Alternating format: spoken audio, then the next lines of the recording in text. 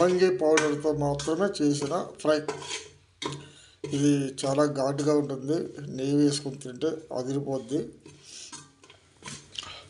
ఇందులో అల్లం వెల్లుల్లి పేస్ట్ బాగా నూనెలో వేగినాక, ఆ నెయ్యిలో వేగినాక మనం కొంచెం ఉప్పు, కారం, పసుపు వేసి లవంగి పౌడర్ దించే ముందు మాత్రమే బాగా లవంగిలు వేపుకొని రోట్లో పౌడర్ తీసుకొని వేసుకోవాలి.